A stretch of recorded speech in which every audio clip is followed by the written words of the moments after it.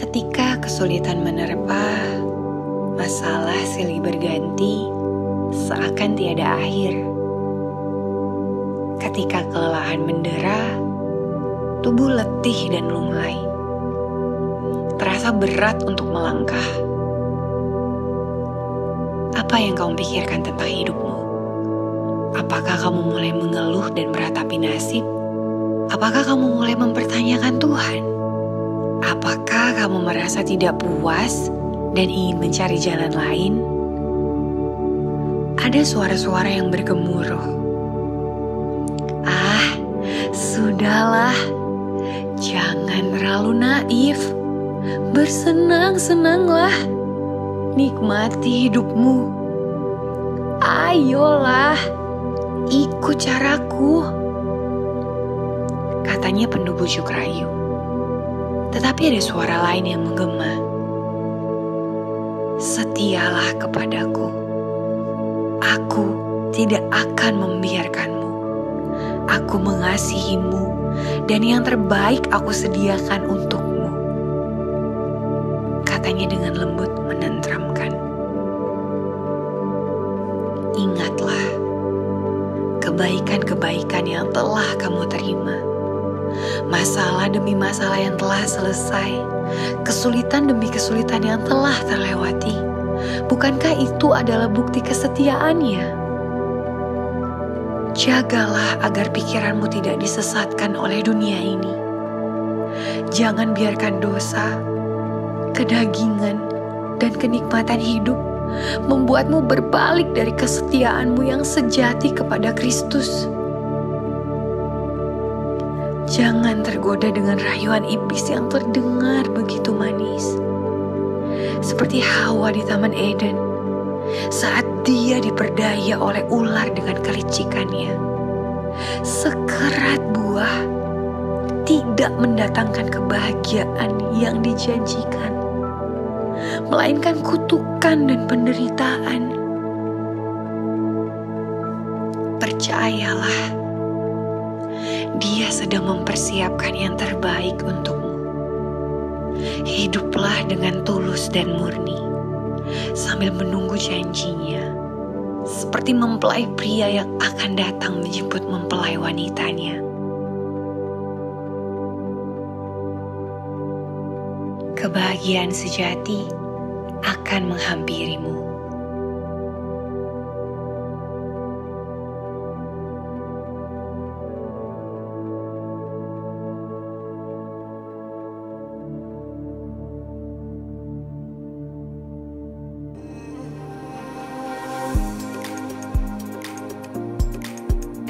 Selamat pagi saudara-saudari, selamat datang di Kebaktian Online GKDI Jakarta. Sebelum kita memulai kebaktian kita, akan ada beberapa pengumuman yang bisa kita perhatikan berikut ini.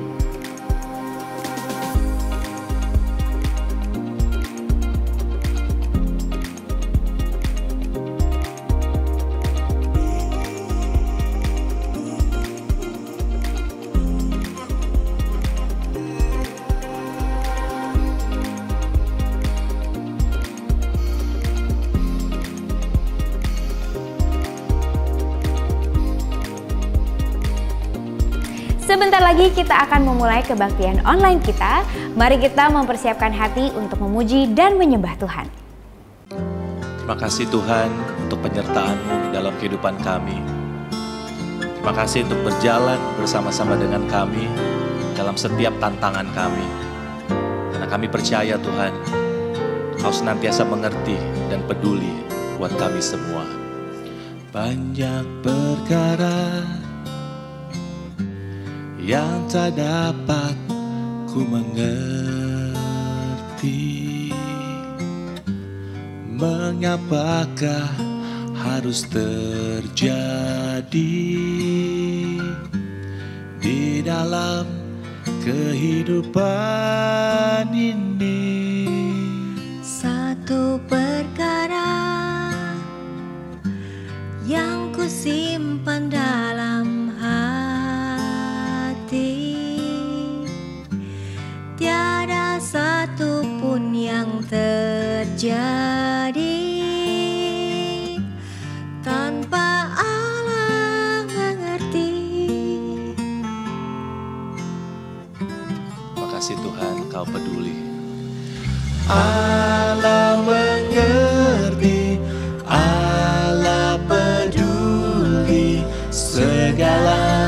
persoalan yang kita hadapi tak akan pernah dibiarkannya ku bergumul sendiri, sebab Allah mengerti.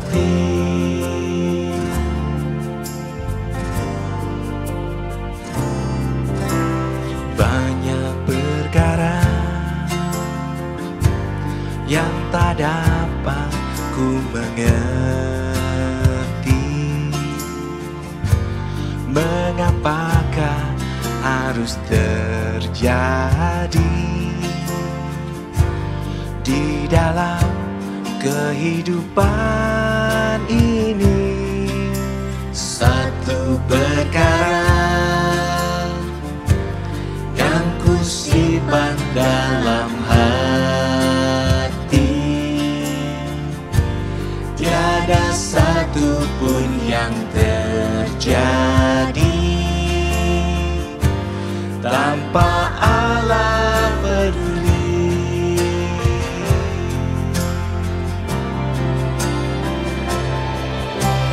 Allah mengerti, Allah peduli segala persoalan yang kita hadapi tak akan pernah dibiarkannya ku bergumul sendiri, sebab Allah mengerti.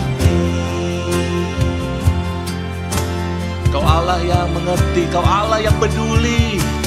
Allah mengerti, Allah peduli segala persoalan yang kita hadapi tak akan pernah dibiarkannya ku bergumul sendiri, sebab Allah mengerti, sebab Allah mengerti, sebab Allah mengerti.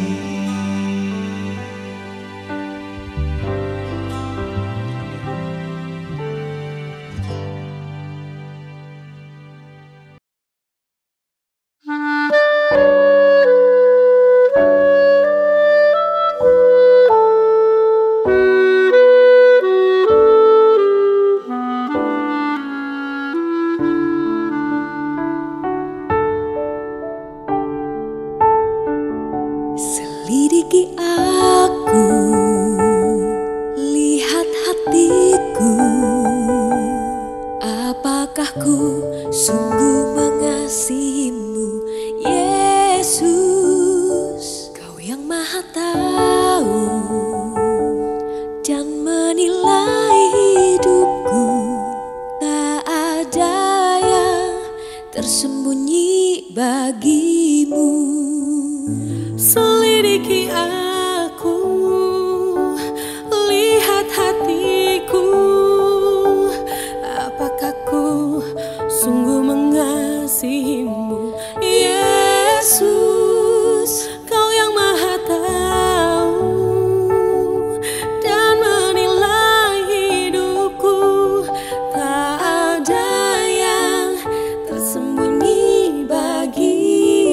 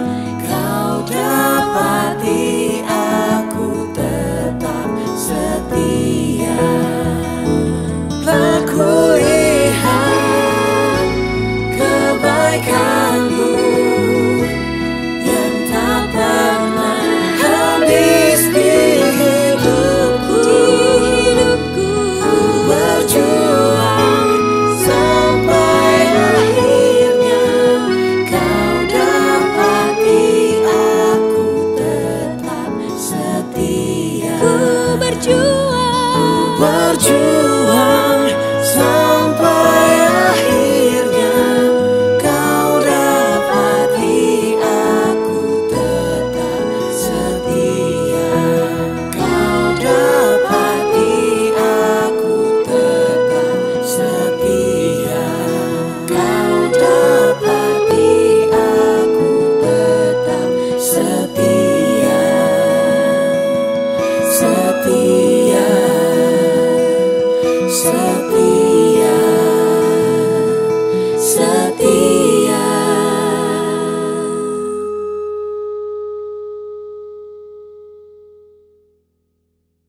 Selamat pagi Bapak Ibu, saudara sekalian. Salam sejahtera bagi kita semuanya. Satu sukacita kita bisa bersama-sama beribadah di hari Minggu pagi ini. Dan saya tahu bahwa kita sementara dalam keadaan pandemi COVID. Dan saya tahu bahwa sampai sejauh ini Tuhan masih menjaga kita. Dan kita terus berdoa bahwa Tuhan terus akan menjaga kita. Saya tahu kita juga mungkin ada yang bergumul dalam banyak area. Baik secara bisnis, secara pribadi, secara keluarga, bahkan mungkin kesehatan. Tetapi saya percaya bahwa Tuhan adalah Allah yang sanggup mengerjakan perkara-perkara yang hebat dalam kehidupan kita. Karena itu saya berdoa supaya kita semua di sini terus dijaga Tuhan dan bahkan diberkati Tuhan sehingga kita punya kekuatan yang sama melewati masa-masa sukar seperti begini. Mari kita tunduk kepala dan kita berdoa sebelum kita mendengarkan firman Tuhan. Mari kita berdoa. Bapa yang baik, sertai kami semua Tuhan, supaya hidup kami senantiasa bisa menyenangkan Engkau. Kami ingin mendengarkan firman Engkau. Di tengah-tengah masa-masa seperti begini, kekuatan kami biarlah bersandar kepada firman Engkau dan juga kepada satu sama lain. Sertai firman Tuhan yang akan kami pelajari di pagi hari ini, biar apapun yang disampaikan betul-betul berasal daripada kebijaksanaan daripada Engkau. Dalam nama Yesus, kami berdoa dan mengucap syukur. Amin. Tema kita di bulan September adalah Sincere and Pure Devotion, atau kesetiaan yang tulus dan murni di dalam Kristus. Nah, yang sangat menarik adalah waktu kita mempelajari daripada surat 2 Korintus pasal 11 ayat yang ketiga, yang merupakan tema gereja di bulan September ini. Demikian bunyinya, tetapi aku takut kalau pikiran kamu disesatkan oleh kesetiaan kamu yang sejati kepada Kristus, sama seperti Hawa diperdayakan oleh ular itu dengan kelicikannya. Nah, menarik menurut saya adalah ada dua hal yang bisa kita perhatikan dari 2 Korintus 11 ayat 3 ini. Yang pertama adalah dari sisi penerjemahan. Nah, menarik begini. Di dalam Alkitab ada paling tidak 3 cara orang menerjemahkan Alkitab. Cara yang pertama adalah diterjemahkan untuk pengertian kalimatnya. Salah satunya adalah NIV yang kita gunakan sebagai tema kita di bulan ini. But I am afraid that just as Eve was deceived by the serpent cunning, your minds may somehow be led astray from your sincere and pure devotion to Christ. Sementara ada lagi terjemahannya yang berfokus kepada ketelitian penerjemahan daripada kata per kata. Salah satu contoh adalah daripada King James Version. Nah, ada lagi yang merupakan gabungan daripada ketelitian penerjemahan plus juga pengertian kalimatnya. Contoh adalah Modern English Version. Dikatakan begini, but I fear that somehow as the serpent deceived Eve through his trickery, so your mind may be led astray from the simplicity that is in Christ. Nah, kalau kita perhatikan itu, maka kata-kata sincere and pure devotion itu digantikan dengan satu kalimat, satu kata, yaitu adalah simplicity that is in Christ.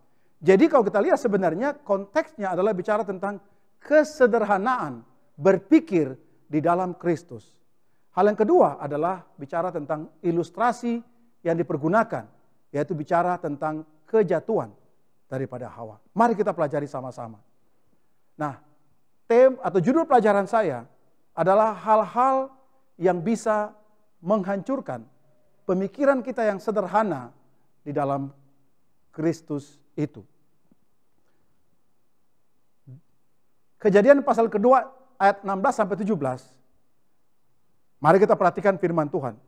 Lalu Tuhan Allah memberi perintah ini kepada manusia. Semua pohon dalam taman ini boleh kau makan buahnya dengan bebas. Perhatikannya, boleh kau makan buahnya dengan bebas. Tetapi pohon pengetahuan yang baik dan yang jahat itu janganlah kau makan. Sebab pada hari engkau memakannya, pastilah engkau mati. Kalau kita lihat firman Tuhan ini kepada manusia, kan sederhana. Dikatakan semua pohon boleh kamu makan. Bahkan dikatakan dengan bebas.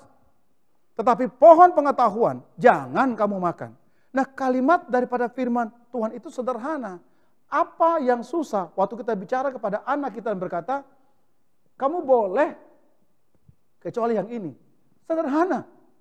Tetapi perhatikan, yang sederhana ini diubah menjadi susah untuk dilakukan.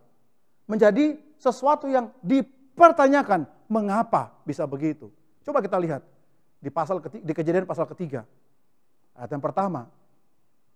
Adapun ular ialah yang paling cerdik dari segala binatang di darat yang dijadikan oleh Tuhan Allah. Ular itu berkata kepada perempuan itu, tentulah Allah berfirman, perhatikan baik-baik. Semua pohon di dalam taman ini jangan kamu makan buahnya. Dari tadi cuma satu yang bilang tidak boleh, sekarang dia ngubah, dia bilang semua tidak boleh kamu makan. Bayangkan kalau kita punya anak, kita bilang ini nggak boleh, itu nggak boleh, ini nggak boleh, itu nggak boleh, ini nggak boleh, itu nggak boleh. Jadi complicated hidup dia. Dan iblis mengubah firman Tuhan. Changing firman Tuhan yang tadi sederhana dibuat menjadi complicated. Hari ini mengapa firman Tuhan yang tadi sederhana untuk kita lakukan menjadi sukar untuk kita lakukan? Karena tanpa terasa kita membiarkan pemikiran kita ditipu oleh pengajaran-pengajaran yang dengan sengaja atau mungkin tidak sengaja mengubah pengertian firman Tuhan sehingga menjadi sukar untuk kita lakukan lagi.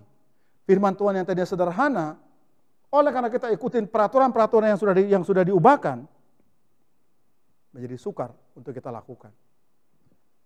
Hal yang pertama yang bisa membuat kita kehilangan kesederhanaan dalam pemikiran kita di dalam Kristus adalah ketika firman Tuhan kita ubah pengertiannya. Dan inilah yang membuat mengapa begitu banyak hal yang terjadi dalam kekristenan karena orang ubah pengertian firman Tuhan.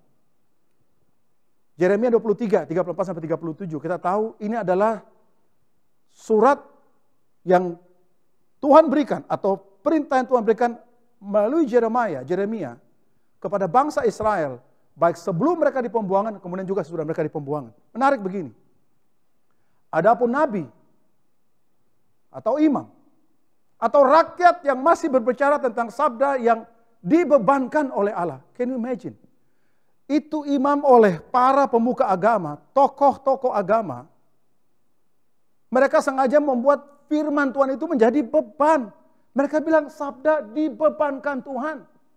Dia ngubah harusnya orang suka cita buat firman Tuhan, sekarang menjadi beban orang melakukan. Kepada orang itu dan kepada keluarganya akan kulakukan pembalasan.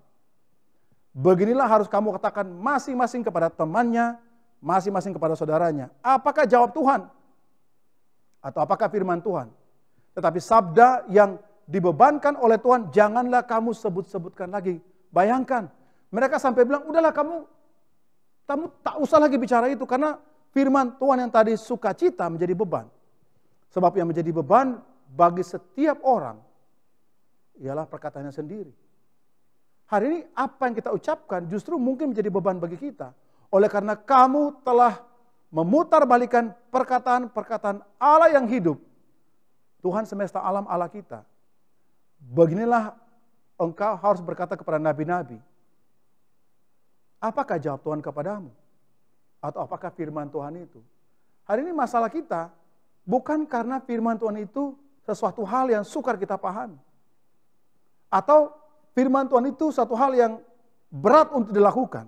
Tapi karena orang memutarbalikkan firman Tuhan yang tadinya sederhana, yang tadinya sukacita untuk dilakukan, menjadi beban, menjadi sukar untuk dimengerti. Dan inilah kerja manusia, mengubah firman Tuhan sehingga sukar untuk dipahami. 1 Yohanes 5, dalam suratnya Yohanes berkata begini, setiap orang yang percaya bahwa Yesus adalah Allah, lahir dari Allah, dan setiap orang yang mengasihi Dia yang melahirkan, mengasihi juga Dia yang lahir daripadanya. Inilah tandanya bahwa kita mengasihi anak-anak Allah, yaitu apabila kita mengasihi Allah serta melakukan perintah-perintahnya. Sebab inilah kasih kepada Allah, yaitu bahwa kita menuruti perintah-perintahnya, dan perintah-perintahnya itu tidak berat. Hari ini firman Tuhan tidak berat harusnya. Menurut firman Tuhan tidak berat. Tapi mengapa itu menjadi sukar untuk kita lakukan? Karena kita mengubah pengertian itu.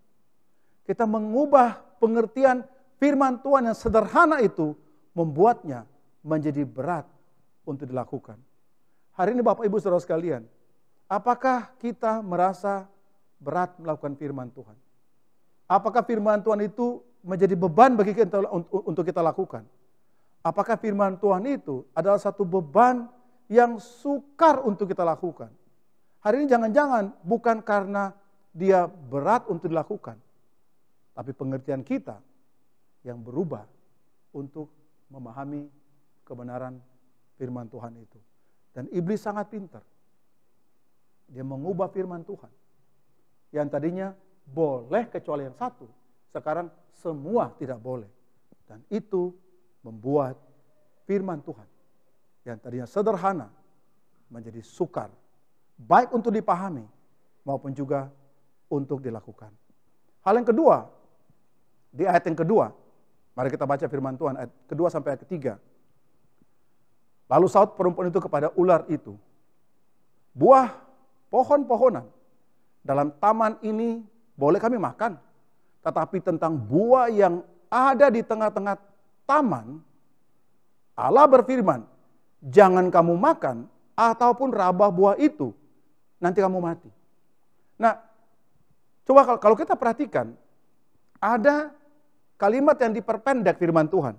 Dikatakan, pada hari kamu memakannya, pastilah engkau akan mati. Dipendek menjadi nanti kamu mati.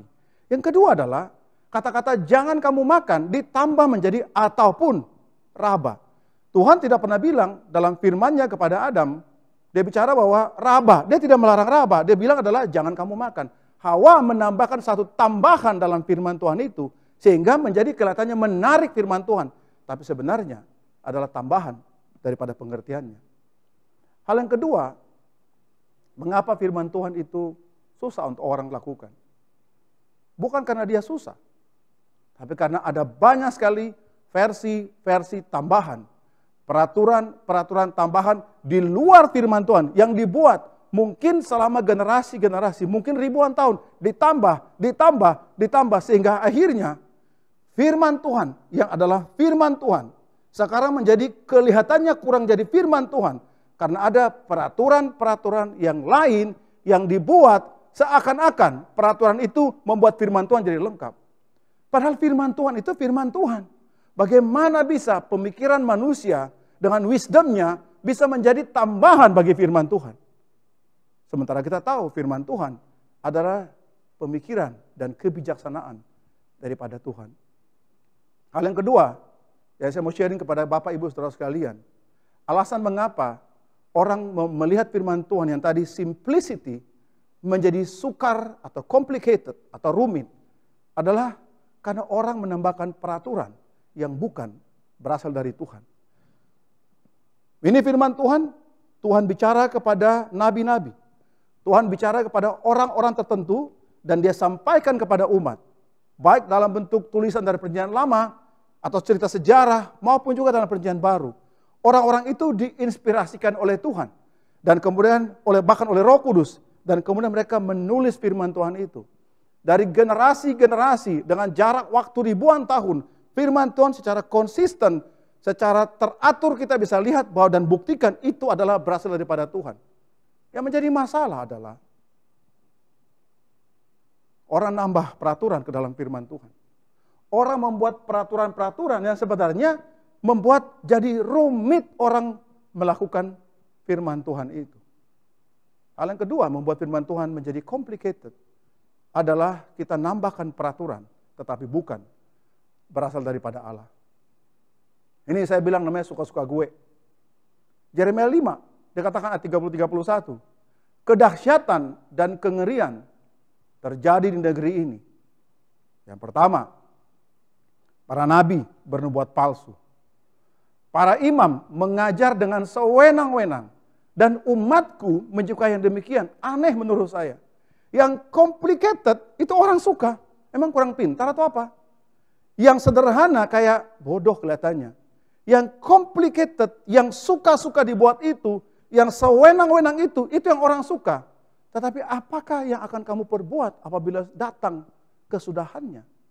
Ketika datang segala akhir daripada segala sesuatunya, mau ngapain kita waktu kita sudah memilih melakukan apa yang bukan berasal daripada firman Tuhan?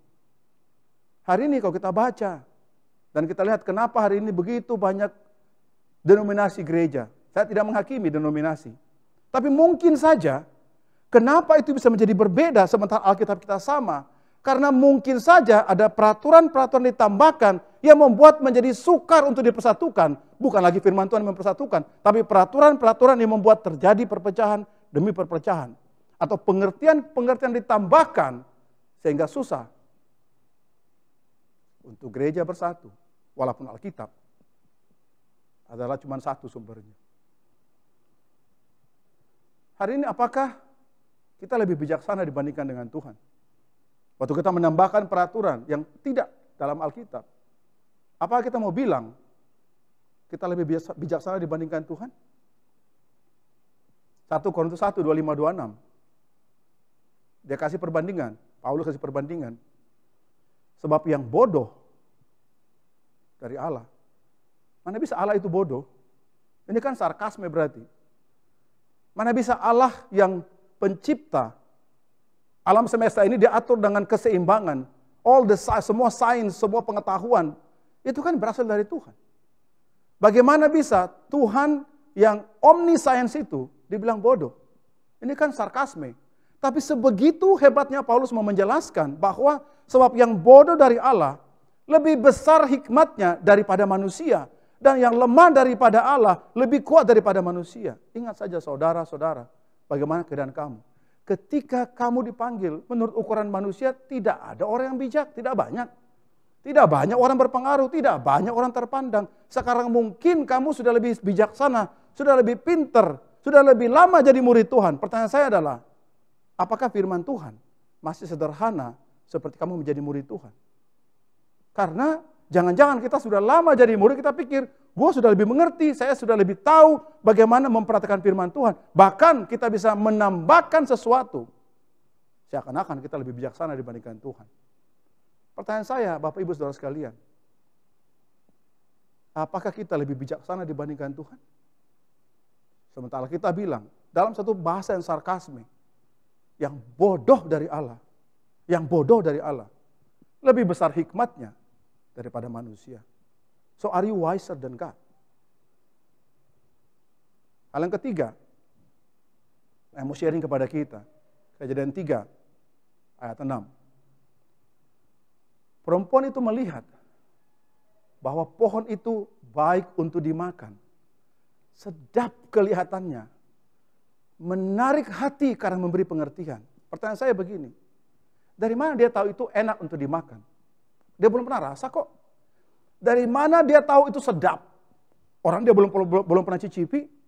Sama seperti kita lihat sesuatu, dari jauh kita lihat, kita pikir, wah enak banget kelihatannya. Apa yang mendrive kita, sehingga kita melihat sesuatu yang belum kita rasakan, kita bilang enak. Jawaban saya adalah, karena perasaan kita lebih kuat dari pemikiran kita. Poin saya yang ketiga, mengapa hal yang sederhana tadi menjadi complicated? Karena sekarang kita mempergunakan perasaan kita yang menentukan mana bagian firman Tuhan yang akan saya lakukan dan mana bagian firman Tuhan yang tidak saya lakukan. Poin saya ketiga, ketika perasaan lebih kuat dibandingkan dengan logika kita. Ketika perasaan kita lebih kuat daripada kebenaran firman Tuhan. Kita tahu misal contoh dalam Alkitab, istri tunduk kepada suami. Perasaan kita berkata, bagaimana bisa saya tunduk pada suami saya sementara dia orangnya begitu? Atau Alkitab bilang, hai suami, kasih istrimu. Gimana saya bisa mengasihi istri saya sementara dia begitu kelakuannya? Bagaimana bisa anak itu dikatakan hormat kepada orang tua? Gimana mau hormat orang tua saya begitu kelakuannya? Gimana orang tua disuruh menjaga supaya jangan membuat hati anak-anak itu bangkit amarahnya? Gimana gue bisa bikin begitu? Anak gue bikin susah hidup gue. Bagaimana bisa firman Tuhan itu kalau mau kita lakukan, kalau perasaan kita lebih kuat dibandingkan dengan pemikiran kita yang sehat. Ada banyak prinsip firman Tuhan.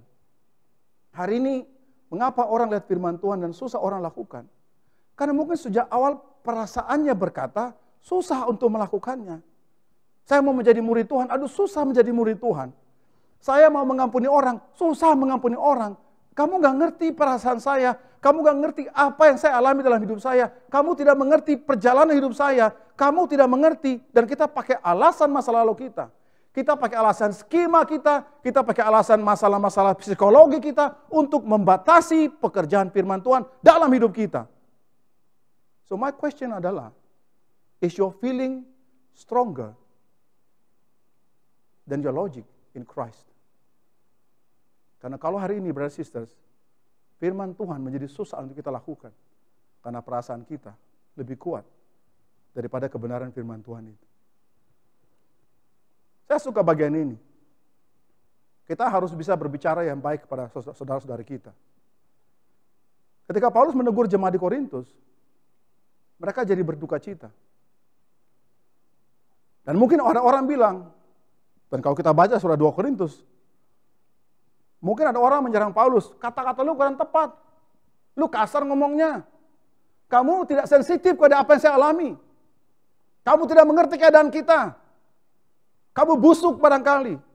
Mungkin itu yang mereka sampaikan. Atau mungkin itu perasaan hati mereka kepada Paulus. Sama seperti hari ini juga. Ketika orang bicara kebenaran firman Tuhan, mungkin ini yang mewakili perasaan kita. Lu gak ngerti keadaan gua. Lu kasar ngomongnya. Nah, saya tidak suruh kita berbicara kasar, karena Alkitab suruh kita lemah lembut. Tetapi kebenaran firman Tuhan adalah kebenaran firman Tuhan. Maka surat Paulus dalam 2 Korintus pasal ke-7 dikatakan begini, ayat ke-8 sampai 10. Jadi meskipun aku telah menyedihkan hatimu dengan surat itu, namun aku tidak menyesalkannya. Memang pernah aku menyesalkannya, karena aku lihat bahwa surat itu menyedihkan hatimu, kendati pun untuk seketika lamanya. Namun sekarang aku bersuka cita, bukan karena kamu telah berduka cita, karena duka citamu membuat kamu bertobat. Paulus bilang sorry, tapi saya nggak akan sorry. Dia bilang aku memang agak ada rasa menyesal, suratku yang pertama itu buat kamu sedih. Tapi enggak, saya tidak menyesali. Karena itu kebenaran firman Tuhan. Nah, saya tidak berkata bahwa setelah itu kita tidak mau minta maaf, itu bukan begitu maksud saya. Yang saya maksudkan adalah begini, hari ini jangan-jangan kita jadi fokus kepada cara orang menyampaikan. Walaupun kita perlu juga berbicara dengan lemah lembut, tetapi kita tidak lagi fokus kepada isi daripada firman-Nya, isi daripada kalimatnya, isi daripada nasihatnya. Kita fokus kepada cara menyampaikannya, gestur tubuhnya, tatapan matanya, dan sebagainya. Tetapi bukan kepada kontennya. Karena perasaan kita menjadi lebih kuat daripada kebenaran firman Tuhan. So hari ini Bapak Ibu Saudara sekalian, is your feeling stronger than the word of God? Apakah perasaan kamu dan saya lebih kuat dibandingkan dengan pemikiran sehat kepada firman Tuhan? Saya percaya perasaan kita itu bisa menipu kita. Your feeling can be deceiving. Firman Tuhan bahkan meneguhkan apa yang saya sebutkan tadi. Yeremia 17 ayat 9, betapa liciknya hati, lebih licik daripada segala sesuatunya. Hatinya sudah membatu, siapa yang dapat memahaminya? Amsal 3 ayat 5-6. Percayalah kepada Tuhan dengan segenap hatimu dan janganlah bersandar kepada pengertianmu sendiri. Amsal 29 ayat 11. Orang bebal melampiaskan seluruh amarahnya, tetapi orang bijak akhirnya meredakannya. Ada banyak ayat Alkitab yang bicara tentang hati, betapa hati itu bisa menipu kita. Dan siapa bisa memahami hati? Hari ini kalau kita mempergunakan hati kita sebagai bagian yang penting dalam memutuskan mana benar, mana tidak benar. Hati-hati brother sister. Justru kita membuat firman Tuhan yang tadinya sederhana menjadi sukar untuk dilakukan. 3 hal yang saya ingin sampaikan. Saya tahu ada banyak hal sementara terjadi dalam hidup kita. Saya berdoa supaya Tuhan terus menjaga kita. Tetapi dalam masa-masa seperti ini, marilah kita menjaga pikiran kita masing-masing. Supaya yang tadinya jangan sampai pikiran kita, yang tadinya sederhana, menjadi complicated dan menjadi sukar untuk melakukan firman Tuhan. Marilah kita menjaga supaya kita tidak menambahkan pengertian kepada firman Tuhan. Yang tertulis sebegitu, biarkanlah sebegitu pengertian firman Tuhan itu. Dan jangan kita menambah peraturan, wisdom, pengertian kita ke dalam firman Tuhan. Karena dengan menambahkan itu, membuat sukar untuk dimengerti. Dan yang ketiga, jangan kita mempergunakan perasaan kita untuk membenarkan bagian mana yang saya mau lakukan, bagian mana yang tidak mau saya lakukan. Jadi mengapa pikiran kita tidak sederhana lagi? Satu, karena kita mengubah firman Tuhan. Yang kedua, karena kita menambahkan firman Tuhan. Dan yang ketiga, kita mempergunakan firman Tuhan, mempergunakan perasaan kita untuk menentukan mana bagian yang mau kita lakukan dan mana yang tidak kita lakukan. Semoga firman Tuhan di pagi hari ini bisa membantu kita semuanya untuk memiliki pikiran yang sederhana dalam Kristus, dan kita makin mencintai firman Tuhan dan hidup sesuai dengan kehendak firman Tuhan. Semoga Tuhan memberkati kita semuanya. Amin. Mari kita berdoa. Bapa di surga, tolong kami untuk bisa memiliki pikiran yang sederhana. Bantu kami untuk percaya akan firman Engkau dengan tidak menambahkan satu hal pun, tidak mengubah satu hal pun, dan tidak mempergunakan perasaan kami untuk menentukan bagian mana yang saya mau lakukan dan mana yang tidak mau saya lakukan. Bantu hati kami, pikiran kami, semangat kami, pelayanan kami, hidup kami, untuk kami persembahkan sesuai dengan kehendak firman Engkau. Terima kasih untuk firman Tuhan di pagi hari ini. Kami berdoa untuk perlindungan Engkau bagi kami semuanya. Perlindungan Engkau bagi bangsa dan negara kami. Bagi para pemimpin. Supaya Engkau terus memberikan mereka kebijaksanaan. Sehingga mereka bisa membawa bangsa ini keluar daripada krisis ini. Dan kami terus bisa menyembah Engkau.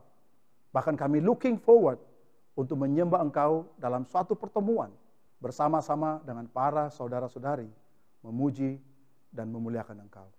Dalam nama Yesus, kami berdoa dan mengucap syukur. Haleluya. Amin.